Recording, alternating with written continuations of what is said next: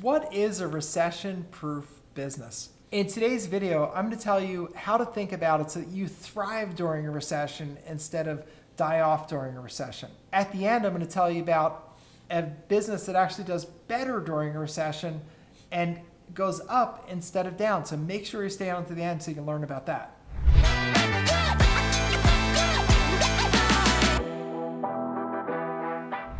So the kinds of businesses that do well during a recession are, first of all, things that people need and are going to do no matter what. And so you might, for example, be in the medical care business, you might be in the urgent care business, you might be in the home care business. Those things go no matter what. Another example is business that's paid for by the government. Like, for example, I have a friend that has a very successful business in adult day health, which you may know of as senior daycare, where they're hosting seniors during the day so that they can play cards with other seniors, they can take a yoga class, they can do a painting class. That's basically paid for by Medicare and Medicaid. So, the people aren't paying for it anyway, and they will continue to go. And that is an example of a great business for today, where you have huge numbers of people that are aging, getting to the point where they're going to take advantage of adult daycare or adult day health, however you want to call it. And it's paid for by the government, so it's no problem for you. Another example is people that are landlords in apartment buildings. Apartments rent no matter what. And when there's a recession, less people buy, so there are more renters. And we already have strong rental demand. So that can be another good example. And also you can take that a step further. If you're renting Section 8, which is the government paid for rents, then the government's not in a recession. They can print as much money as they need. So you can be a Section 8 landlord and not at all be subject to economic ups and downs. Another good example is being in the business of doing repairs and preserving things. Because let's face it, when people are in economic hard times, maybe they decide to repair their car or repaint their car rather than replace their car. And so people that are in the businesses of doing repairs and maintenance on cars, on houses, on other things can do really well during a recession because more people are doing those repairs and more people are keeping things for longer rather than replacing them. So another example is to be doing phone repairs, like where they're replacing batteries and replacing screens and fixing things. Those can be great businesses during a recession because people are going to be keeping things for a longer time period. Other great business during a recession could be things like the payday lenders. Now, I know payday lenders, it's not really my cup of tea. It has a sort of unsavory reputation, but it exists for a reason. It exists that sometimes for people, they just need to get a loan to fix their car so they can get to work for next week. And although the business has, again, a little bit of an unsavory reputation, that is a way to make money and you don't make people borrow from you. So I guess there's nothing wrong with it, but it's an example of things that people do more. Same thing with pawn shops. And again, not my cup of tea exactly, but not an illegal business, not awful, and also necessary. Whenever they eliminate like payday lenders and things like that, it creates problems for people that really need them. And, like I said, I don't make moral judgments on that, not necessarily my interest. So let's talk about something that's maybe more fun, which is some affordable luxury businesses. So these are things like nail salons and makeup consultations, things that are not necessarily too expensive as like an affordable luxury, because sometimes just for a mental break, people like to do fun things. Because remember, just because we're having a recession doesn't mean that people do nothing. They still go out and do things. They just do things maybe a little bit lesser scale, but they still want to have that mental lift that comes from getting their hair done, getting their makeup done, getting their nails done. And if you're in the affordable luxuries business, you do great during a recession. And I think that can be a terrific thing to think about and look at to help you to be successful despite whatever happens in the economy. The other thing that I'll tell you is that most businesses, in my experience, the weakest players are the ones that die out in the recessions. And I've been through many recessions during my business career, and one of my businesses is an education business, and we educate people on how to make money in business. And during severe recessions, we can have some headwinds in that not as many people are willing to invest money in education. So the question is, so what do I do? And the answer that I would say is I double down. And the reason I double down is that I build up more followers, I build up more customers, and I build up more reputational equity during those times when it's cheaper to advertise because other people drop like flies. A good example of that for me was in COVID. In COVID, my business exploded. It tripled. And it tripled because nobody else is out there doing anything. And I thought, well, I may as well do something. And so I still did teaching, and people flocked to me. So I think it pays to be a little bit of a contrarian. And you're asking the right question, like, how do I avoid things that don't do well during a recession? But I would say that you should do what you really feel a passion for doing, what you have the skills to do, and what you can keep going. And you don't have to thrive during the recession, but when the recession eases up, which they always do because we're cyclical, and the market goes up, market goes down. It's not just like breathing. We breathe in, we breathe out.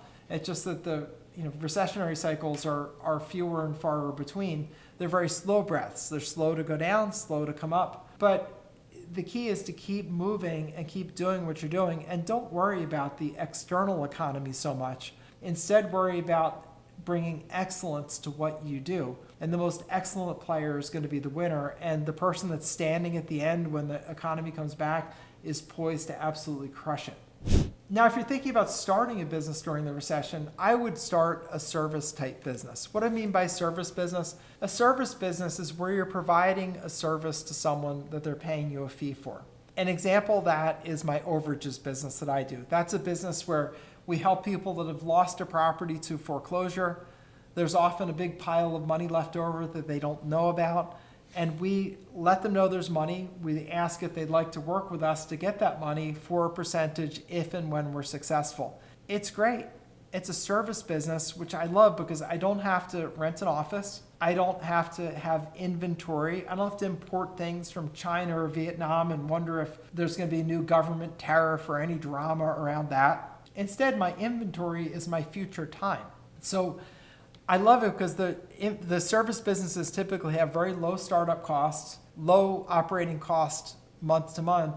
And when you work, you make money. And the way you expand a service business is you hire other people to provide the service. So in my Overages business, for example, at first I used to get the leads, get the contact information of the people, reach out to them, see if they wanted to work with me, and then turn in the claim. As the business grew, I got people in all of those roles.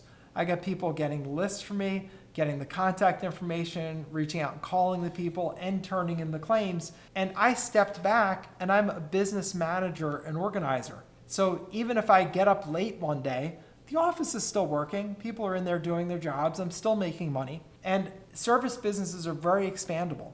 And all you have to do is get enough business to hire more people. So just because it's a service business doesn't mean you can't make a lot of money. You still can. So I think service business is the way to go compared to a business where you have hard inventory, where you're ordering, a whole container of goods from China. You're paying, thousands of dollars for shipping, plus thousands and maybe tens of thousands of dollars for the inventory. Then you have to store it and warehouse it and then ship it when someone buys it.